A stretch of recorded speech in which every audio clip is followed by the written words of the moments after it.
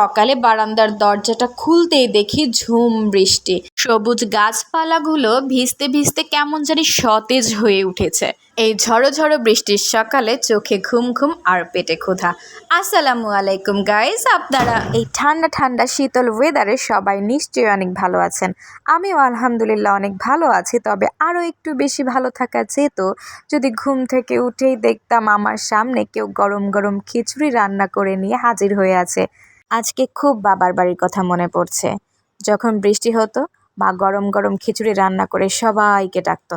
মুখের সামনে রান্না হাজির থাকার পরও আবদার করতাম খাইয়ে না দিলে কিন্তু খিচুড়ি খাবো না। যাই হোক, এগুলো এখন স্বপ্ন, আর স্বপ্ন টপ্ন রেখে ভালো করে ঘুমটা ভেঙে উঠে চলেন রান্না করতে যাই। দেখেই বুঝতে পারছেন আজকে কি রান্না হতে যাচ্ছে। হ্যাঁ, খিচুড়ি রান্না করব। এই বৃষ্টির সকালে ঠান্ডা ঠান্ডা ওয়েদারে যদি খিচুড়ি রান্না করে নাই খেতে পারলাম তাহলে কি আর বৃষ্টির মজা পেলাম বলেন? বুঝতেই পারছেন অনেকক্ষণ যাবৎ ডাল ভেজেছি, এখন উঠিয়ে নেব। তারপর খিচুড়ি রান্নার হাঁড়িতে দিয়ে দিব তেল। এখানে কিন্তু আমি সম্পূর্ণ তেলটা দিচ্ছি না, আমার যতটুকু তেল লাগবে ঠিক তার অর্ধেকটা সয়াবিন তেল দিচ্ছি, আর বাকি অর্ধেকটা আমি সরিষার তেল ব্যবহার করব। দিয়ে দিলাম সয়াবিন তেলের মধ্যে তেজপাতা, দারচিনি, এলাচ, আস্ত গোলমরিচ এবং অল্প একটু আদা বাটা। আর মধ্যে দিয়ে দিলাম পেঁয়াজ, রসুন আর কাঁচামরিচ। তেলের মধ্যে অল্প একটু কষানোর পরে যখন আদার ফ্লেভারটা চলে আসবে তখন দিয়ে দিব 1 চামচ লবণ এবং 1 চামচ হলুদের গুঁড়ো। এখন আবার ভালো করে মিশিয়ে কষিয়ে নিয়ে দিয়ে দেব কয়েকটি আস্ত জিরে।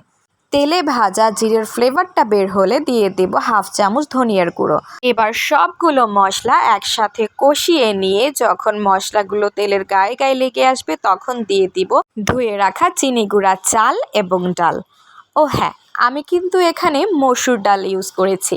সেক্ষেত্রে প্রথমেই দেখেছেন যে মসুর ডালগুলো আমি ভালো করে ভেজে নিয়েছি, আর ভাজার পর সেগুলো ভালো করে ধুয়েও নিয়েছি। খিচুড়ি রান্নায় সচরাচর আপনারা যেগুলো দিয়ে রান্না করেন আমিও সেগুলো দিয়েই রান্না করি, তবে একটু রান্নার পদ্ধতিটা ভিন্ন হলে কিন্তু খিচুড়ির টেস্টটাও একটু ভিন্ন ভিন্ন হয়।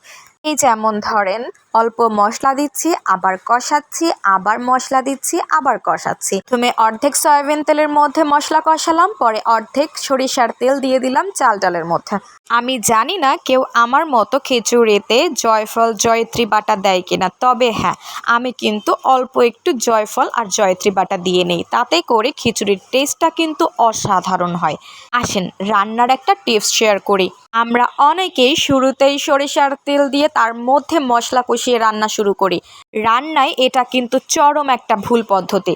সরিষার তেলে রান্না করা খাবার যেমন আমাদের শরীরের জন্য অনেক ভালো, তেমনি সরিষার তেলে রান্না করার পদ্ধতি ভুলের কারণে আমাদের শরীরেই সেটা বিষাক্ত হয়ে যায়। বিশেষজ্ঞদের মতে যদি সরিষার তেলের রান্না খেতেই হয় তাহলে অবশ্যই লো হিটে রান্না করতে হবে। আগুনের তাপ অনেক কম থাকতে হবে। তাই সরিষার তেল ব্যবহার করলে সচরাচর আমি রান্নার শেষে ব্যবহার করি, নয়তো সরিষার তেল দেওয়ার পরে চুলার আঁচটা কমিয়ে দিই। এদিকে চাল ডাল ভাজা হয়ে গেলে দিয়ে দিলাম গরম পানি। 2 কাপ চিনি গুঁড়ো চাল এবং 1 কাপ মসুরের ডাল, টোটাল 3 কাপ চাল ডালের জন্য আমার পানি দরকার হবে ডাবল 6 কাপ। পানির পরিমাপটা ঠিক থাকলে চালের বা ডালের সেদ্ধটা একদম পারফেক্ট হয়, না বেশি সেদ্ধ হবে না কম সেদ্ধ, একদম ঝরঝরে পারফেক্ট সেদ্ধ খিচুড়ি। আমার খিচুড়ি রান্না শেষ হয়ে গেলে এখন চলেন দেখে নেই যে খিচুড়ির সাথে আর কি কি রেডি করেছি।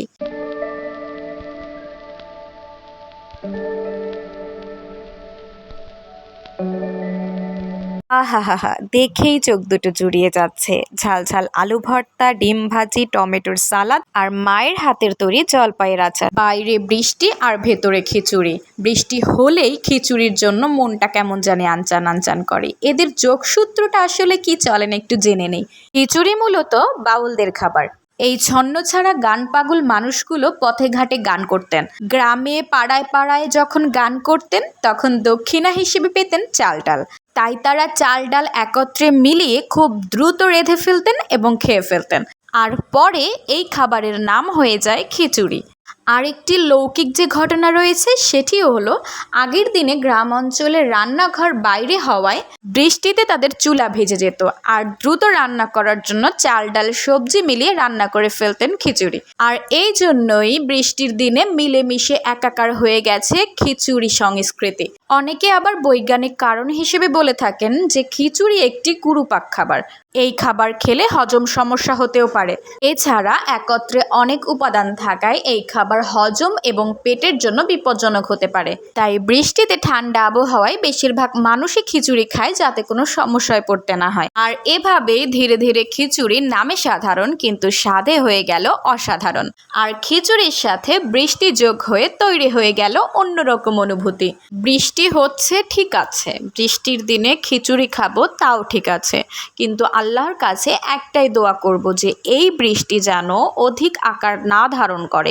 অতিবৃষ্টি অনেক গরিব অসহায় মানুষের ক্ষয়ক্ষতির কারণ হতে পারে। তাই যে কোনো খারাপ পরিস্থিতিতে যে যার যার জায়গা থেকে যতটুকু সম্ভব সবাইকে সাহায্য এবং সহযোগিতার হাত বাড়িয়ে দিবেন। ভিডিওটি ভালো লাগলে একটা লাইক আর একটা কমেন্ট করে দিবেন। আর আমার পেজটি ফলো দিয়ে রাখতে পারেন যাতে নতুন কোনো ভিডিও আপনাদের চোখ এড়িয়ে না যায়। অ্যাজ আ ব্লগার হিসেবে আপনাদের পাশে থাকা এবং আপনাদের একটি মতামত অনেক বেশি গুরুত্বপূর্ণ আমার জন্য, কারণ আপনাদের নেগেটিভ কিংবা পজিটিভ যে কোনো মতামতই আমার এগিয়ে যাওয়ার প্রেরণা হিসেবে কাজ করবে। নতুন হিসেবে আমার অনেক ভুল থাকতে পারে, তাই শুধরে নেওয়ার অবশ্যই সুযোগ দিবেন। আর কথা না বাড়িয়ে এখানেই বিদায় নিচ্ছি। আর নতুন কোনো ভিডিওতে আসা পর্যন্ত সবাই ভালো থাকবেন, পরিবারকে নিয়ে ভালো থাকবেন, সুস্থ থাকবেন, আমার জন্য দোয়া করবেন। আল্লাহ হাফেজ।